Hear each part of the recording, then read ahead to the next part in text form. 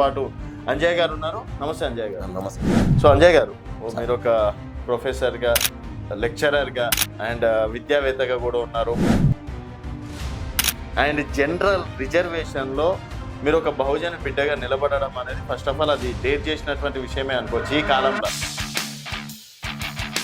జనాలు ఆదరిస్తున్నారు. Okay.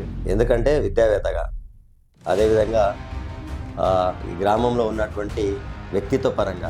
So డబ్బు రాజకీయాల క్యాంటీగా బూర్గులలో ఒక సరికొత్త రాజకీయాలు మీ ప్రజలు ఇస్తారనుకోవచ్చు. ఖచ్చితంగా నమ్మకం ఉందా? నమ్మకం ఉంది ఖచ్చితంగా. మా ఊరు సో మీకే ఎందుకు వేయాలి సార్? ఇప్పుడు దాదాపుగా క్యాండిడేట్లు తిరుగుతున్నారు, వాళ్ళు ప్రచారాలు చేస్తున్నారు. సో ఒక అంజయ్ గారికి ఎందుకు వేయాలంటారు ఓటు?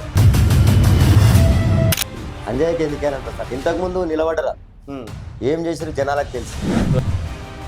సో 25 సంవత్సరాల కిందట జరిగింది ఇప్పటికీ గుర్తుపెట్టుకొని సో ఆ కృతజ్ఞత భావం తెలుపుతారని చెప్పేసి అనుకో. ఖచ్చితంగా ఉన్నది. ఎందుకంటే ఆల్రెడీ ఇప్పుడు వాళ్ళు చాలామంది ఆ రోజు నాతో పాటు ఉన్నటువంటి మిత్రులు ఉన్నారు, నాకన్నా పెద్దవాళ్ళు ఉన్నారు, మాట్లాడిన వాళ్ళు ఉన్నారు.